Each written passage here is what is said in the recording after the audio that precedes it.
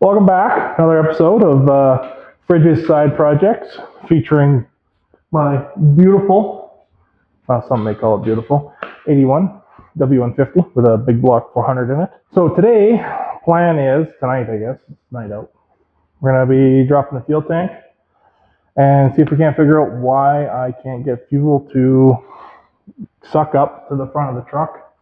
I know for sure my connector line from the rear to the front of the frame is free and clear.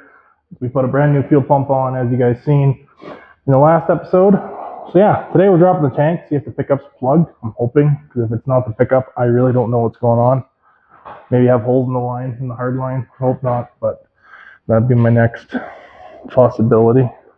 So yeah, let's get into this. Also, sneak peek.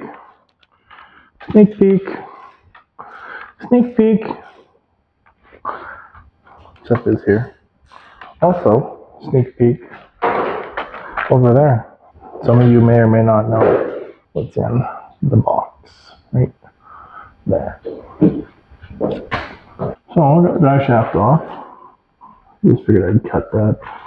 No need to show that. Everybody knows how to take the drive shaft off. So next, I'll get the fill tube, which I actually have to lower the hoist to do that.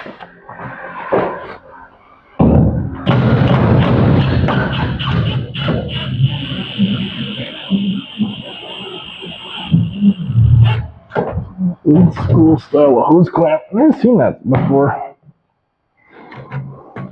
It's like a metal wire instead of like a hose clamp band.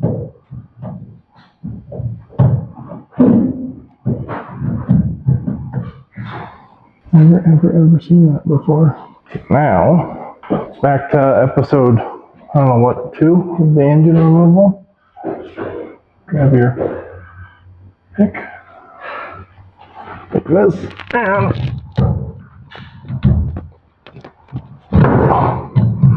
all the way around.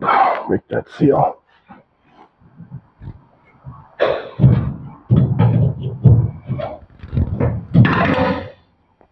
That's blocked for it.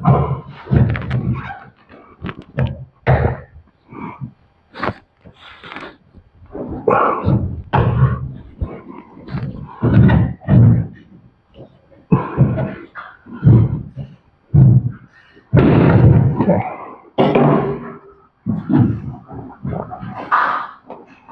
What's going on here?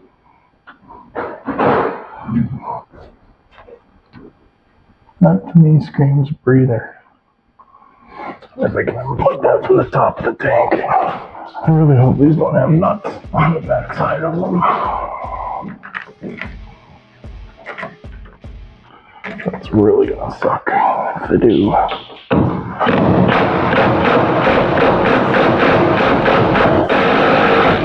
Oh, they do. That's not cool. These two I think I can do though.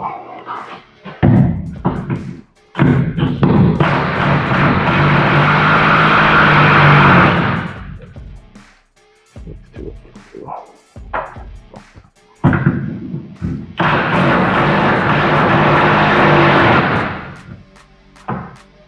Okay. Let's have fun with this Mustang. Alternator is in? Yeah, gotta take it back out again. I don't know. Why do you have to take it back out again? Put this on the charging wire so it doesn't heat up and overheat and burn. Yeah, but it's a Ford. We don't want to keep it around anyway, do we? Well, I do. I kind of got to pay for it. As you guys can see, I have one strap off, right there.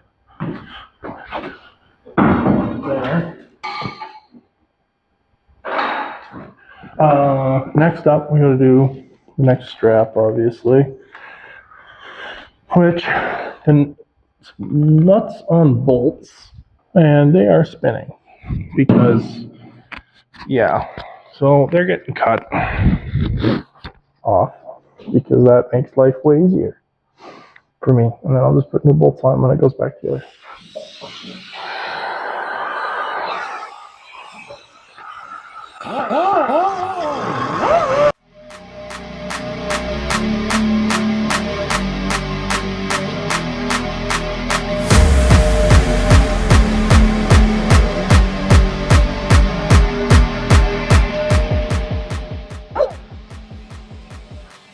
Yeah.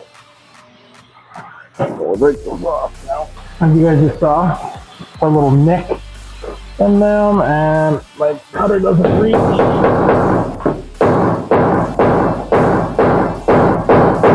the way. Oh. I need a bigger blade. I was hoping I could just chisel them and break them off, but I need to get a blade that's bigger.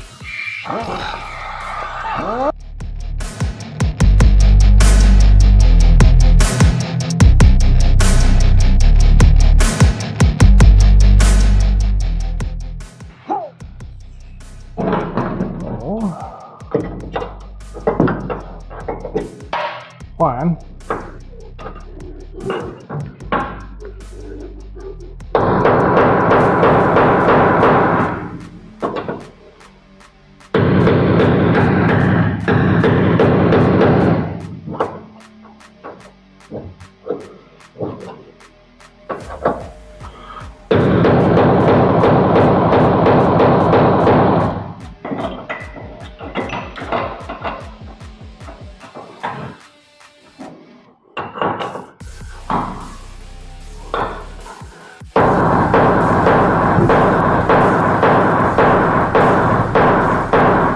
I have to like slice that apart.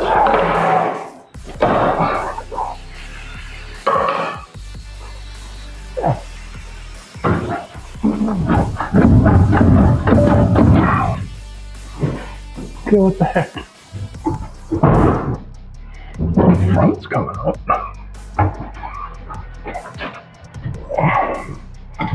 What is the back knot? Like, what was that? That sounded important.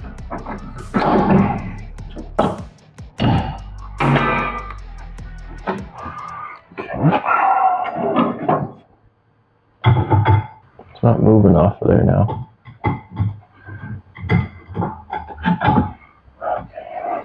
See, can we bring it this way? This week? Yeah. Or maybe just kind of force it out. Oh, it is solid in there. Is it? Oh, there's a little bit of movement now.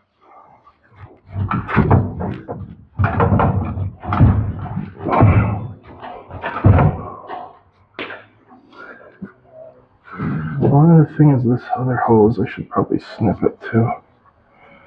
I should try and Do that real quick. I'll spray the filler neck with some lubricant. It's got, you know, those old school like one-time use, like crimp. Oh yeah. Like with the crimp tool, you like pinch it together, and Yep. it's like a hose clamp. But Yep. that's what it's got on this side. I see. Just gotta keep it balanced.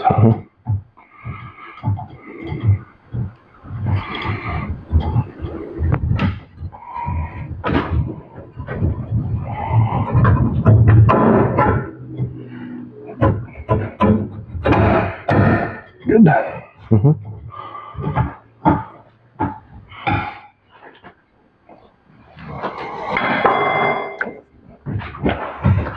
See, this doesn't make sense. This wiring, because there's like no connector.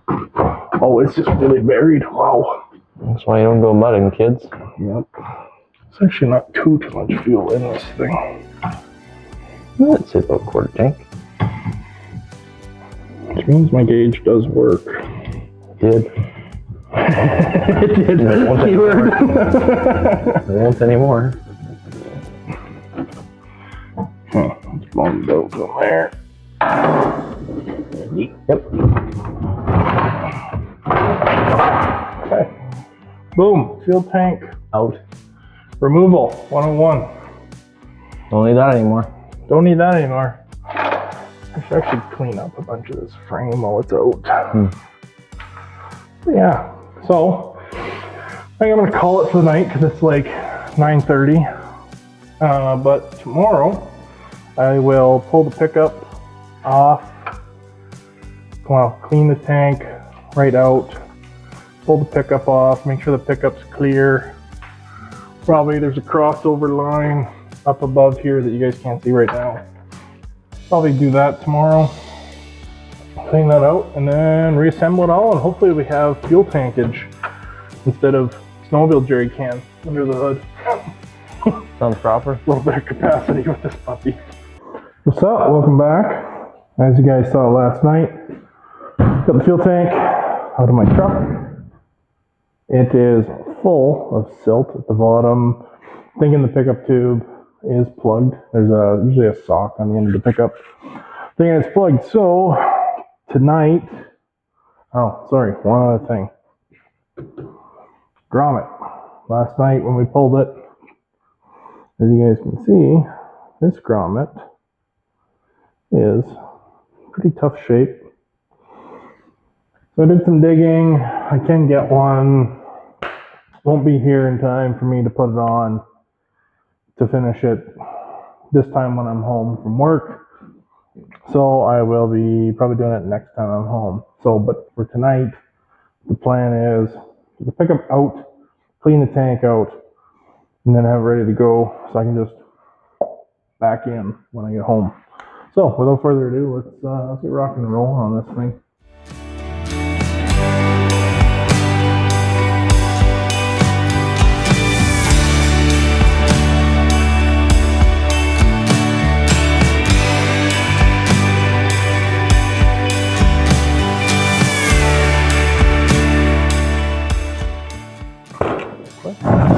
Oh, that's gonna slip and it's gonna fall, and then I'm gonna get covered in gas. I can already sense it.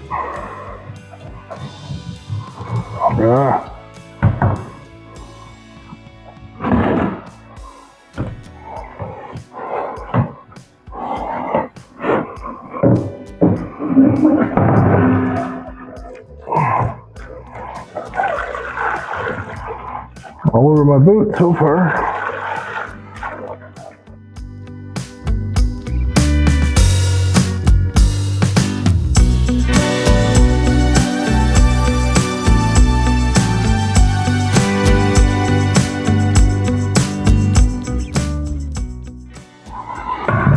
Doing not bad so far. A little bit on my boot.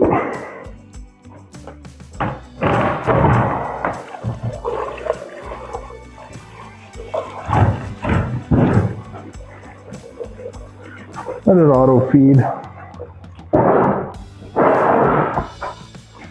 Yeah, I'm making a bit of a mess on the floor, but gas. It'll dry up by itself.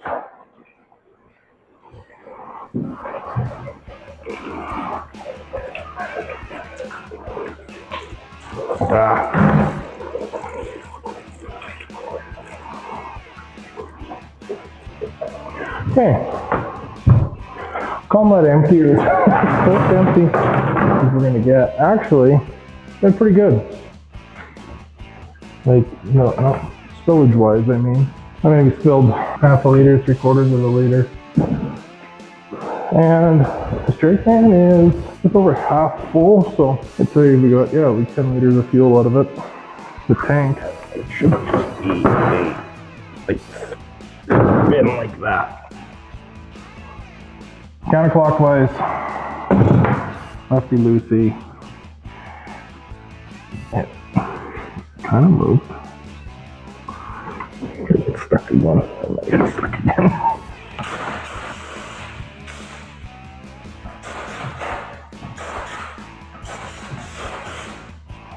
I should grab a bigger pair of channel locks, but I'm not going to.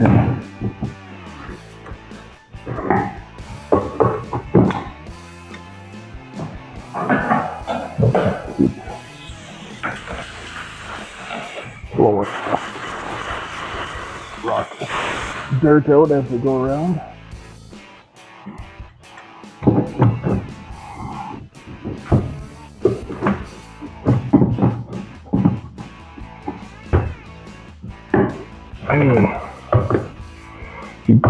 broke the lock tabs off of it.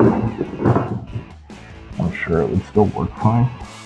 So it's just a threaded in piece, but I try not to break stuff when I take it apart usually. I try to keep stuff in the best kind of shape I can, especially when it comes to Dodge trucks. You just can't get the parts and pieces for them like you can a Chev or a Ford. So just every piece, no matter how big or small, try and save it. And someday you may thank yourself. Okay. Come on. You're too close. Okay. There you go.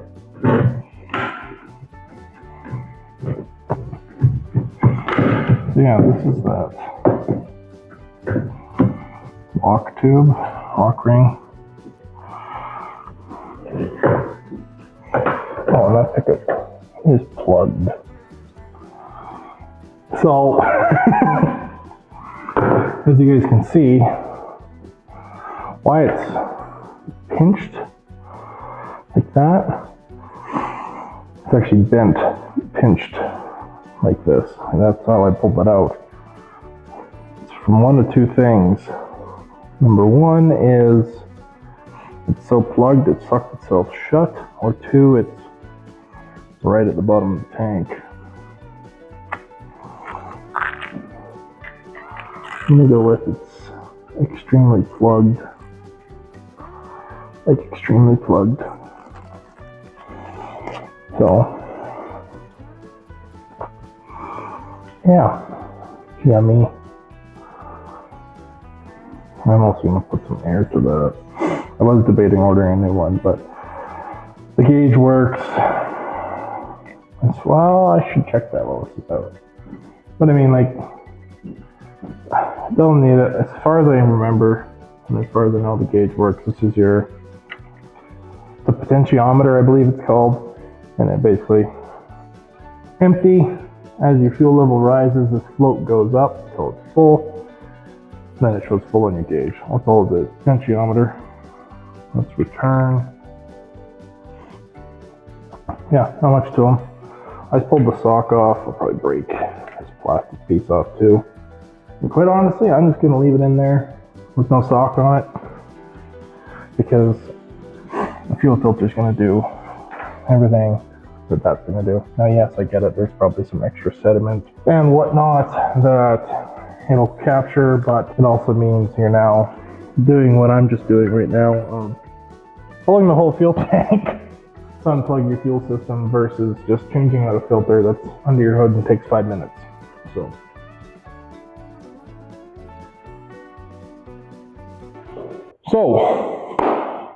kind of be welcome back for me. It's been 2 weeks since I last filmed. Last you would have just seen 30 seconds ago before the cut.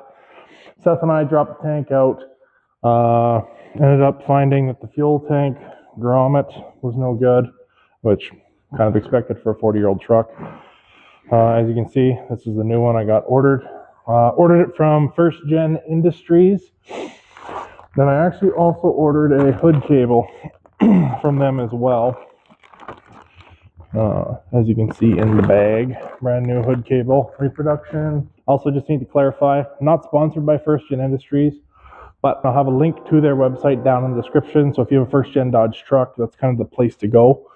It's actually my first time buying anything from them. Shipping was good, prices seem reasonable, so I will probably be doing business with them again in the future.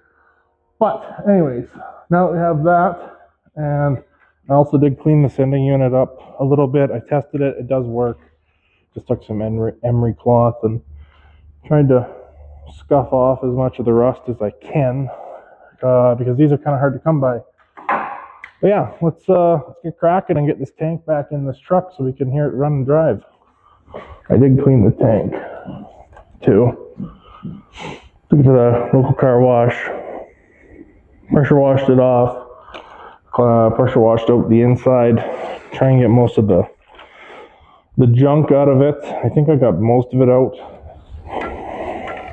And like I said, I did take a multimeter, check for resistance. So for those of you who don't know, potentiometer,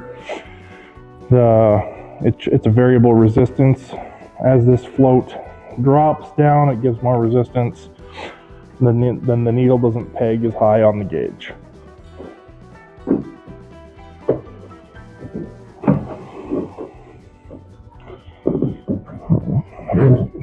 Also, another cool thing I found out about this truck while I was doing some interior cleaning on it, and like I said previously, I've owned this truck for a long time, like 10 years now. You know, when you're in high school, you don't really clean your truck, you know, especially your mess around, go have fun in the mud truck that gets driven 5 times a year. You don't take the time, care, or attention to clean the glove box out.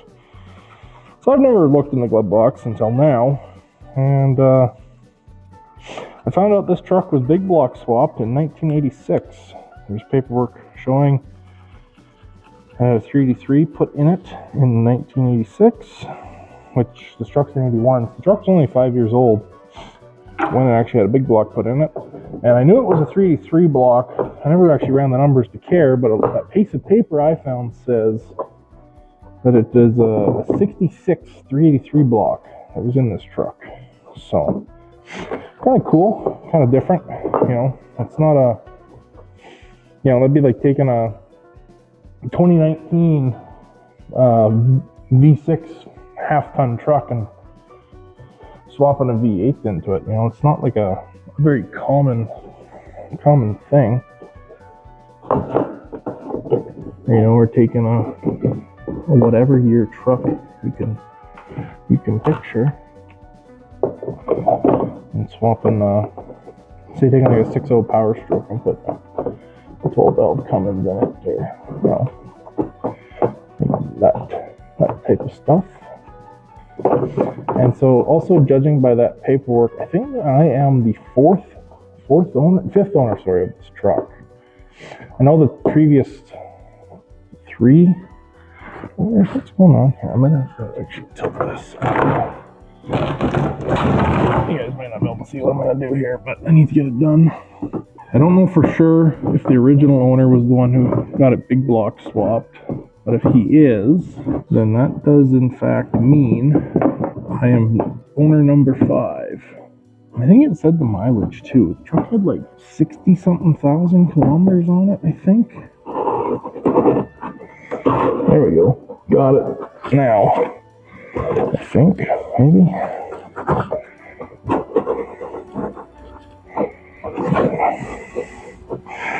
Let's go get a screwdriver to finish it off.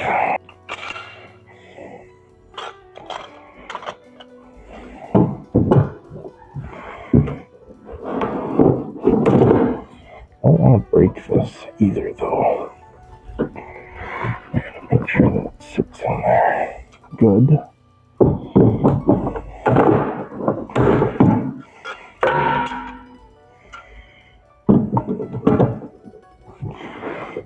It needs to go more than that, though. Okay. That's like as close to the bottom as it's gonna get, I think. Yeah, I might call that good. It's like it's not seated as far, but it's bottoming out, and it's at the bottom of the tank. So, I mean, I don't want to break anything. To me, I feel like it should go down farther. Pretty content where it is. So I'm going to leave it before I break something. Now this actually is the Mopar. Should clarify something on this grommet here. So this is a new old stock Mopar fuel tank grommet. I believe this actually is the part number here. If it'll focus. MPR 5217578. That's the part number. And it's the Mopar repop one. No, not a repop. It is the new old stock, not the repop. I was debating The new old stock was a little bit more money. I think it was like $35 instead of like $25 or something. But I was like, I'll just buy the Mopar new old stock one. So I'm gonna say I got Mopar genuine parts on my genuine Mopar truck. Boom, fuel tank's ready to go on. So I think I can squeak it without pulling the drive shaft this time, being it's not full. Oh, I gotta run a thread chaser through those holes yet. I gotta do some chunks of line up for these. Oh, that's the other thing. Which one's which? That's the pickup. Oh, so here, I'm gonna show you one other thing, guys. Those of you at home that are working on your wonderful Dodge truck project. Vent tube, that goes to the filler neck. Pickup tube, return line. This you can plug off if you want to. I'm gonna hook mine up because at some point I would like to go to a fuel injected setup on it, on this truck. Whether it be like a Terminator or a Aces or a, whatever it may be. But I would like to go to a fuel injected setup at some point. So I'm going to leave this return line hooked up because I don't know if those systems will need a return line. I don't want to have to ever come back underneath and pull this tank again. Not that it's that hard to do, it's just I hate doing things twice. Yeah, I was doing some off-camera stuff actually to this truck the other day too. I did some cleaning on the old interior, like I was saying earlier. Showing some paperwork. I don't know about you guys, but like when I buy now, especially as I've gotten older, when I buy a new vehicle, I like learning the history of it. Every car's got a story to tell, whether it be, abused or cared for or engine swap or, people do crazy stuff with cars all the time. I've been for years. When you can know the history, it's just kind of cool to see the life of vehicles lived. Got my 3 lengths of hose I need. 1/2 inch for the vent, 1/4 for the return, 5/16 for the supply line. Does this fit? That's actually pretty bang on. It's used, but it'll work. Oh.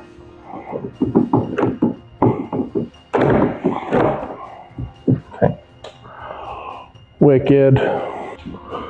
Now, I didn't show you guys this too.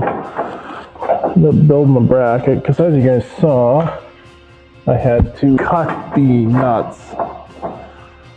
They were just spinning. So, don't laugh at my welds. But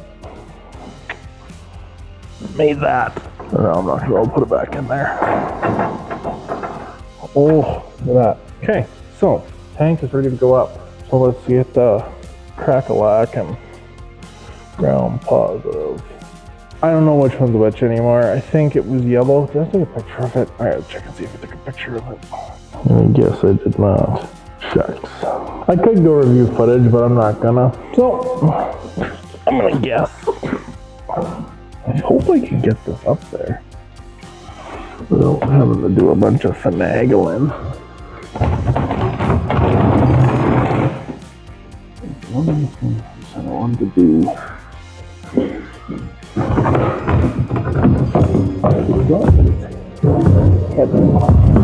Just kind of a bit awkward.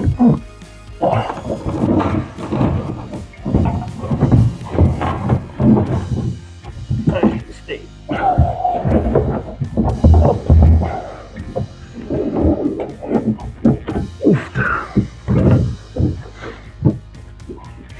It'll be way easier with two people. I'm gonna have to use the transmission jack. Trying to be lazy and not use it. I'm gonna have to use it. I never mentioned I hate fuel tanks. Like this. Just awkward.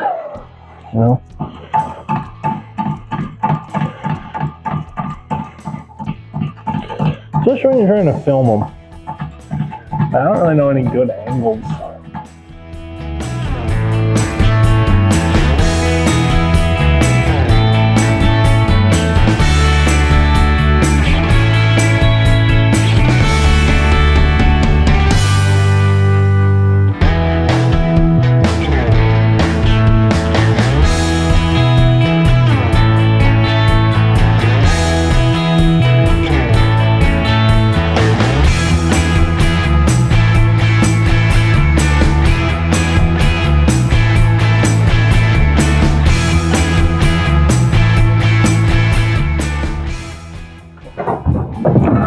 Ow, that hurts. Okay, this is... Oh, I'm ready to fucking... Fuck me, this is so fucking dumb, man. Fuck, I hate fucking fuel tanks. No, actually, I take that back. I don't like fuel tanks on cars. Truck fuel tanks are ignorant as... It's like the straps are all of a sudden too short.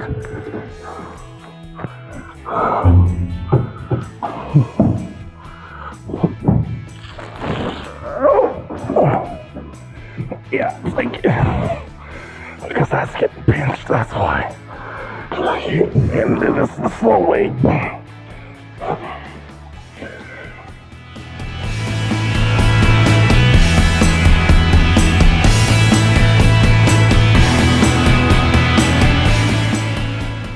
Fuel tanks are fun. This should be the spot, man.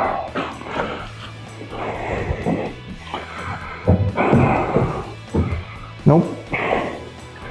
Okay, what the fuck is going on here? I need to take 30 seconds. I'm just getting very frustrated right now.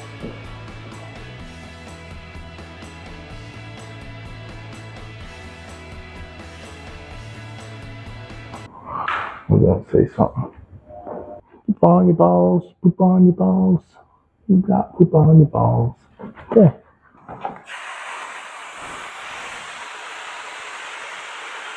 I think I'm kind of spread it out, maybe.